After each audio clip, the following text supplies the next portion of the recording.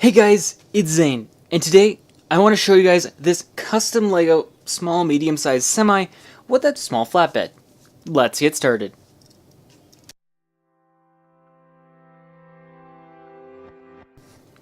So the inspiration for this model couldn't be any more innocent. I was one day just driving through a neighborhood, it was under construction, and saw a truck that looked just like this, and decided I wanted to try to build one. And this is the result. This also ended up being an experiment because I wanted to see, could I build a truly 6-stud wide truck, but with a 5-stud wide cab to still get some of that, the different widths of scale that make it more realistic. This is also my first time I've used this technique for on these tires and these axles and stuff, which I actually think looks pretty good. Let's take a look at more detail, starting with the semi. So this semi, as people can probably tell from the intro, has posable steering. I achieved this through a very simple technique, and hopefully you can figure out how to replicate it from that. It's fairly good. I also, because of the size of the fenders, I was able to create some pretty tight turning radiuses, almost unrealistically tight. It's kind of hard to do Lego steering in this small of a scale because normally the pivot point's actually inside the rim, and that's basically impossible to do here. Anyways, this truck is kind of an interesting build. It was a lot of fun to do. So the truck itself was an experiment to see if I could do a 6-wide truck with a 5-wide cab.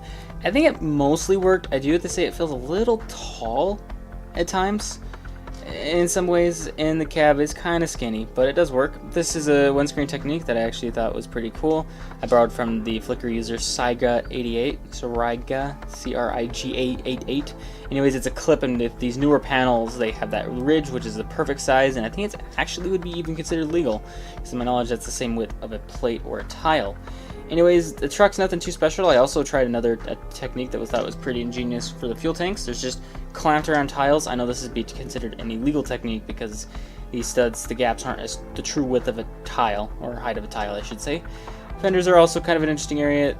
Overall, I'm pretty happy with it. It's kind of a meh for me still, but overall, I'm pretty happy with it. Now, the trailer itself is pretty simple in design, almost the point of where it definitely could use some more detail.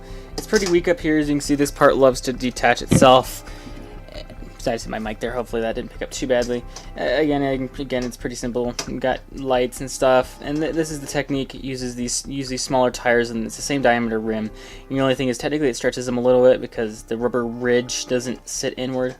Besides that, it's a pretty simple design. However, I actually pretty much like it. This is actually the area I like the least here, but I couldn't think of another way to attach it.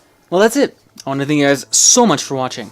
As always, don't forget to comment any thoughts, like if you do, and subscribe if you want to see more.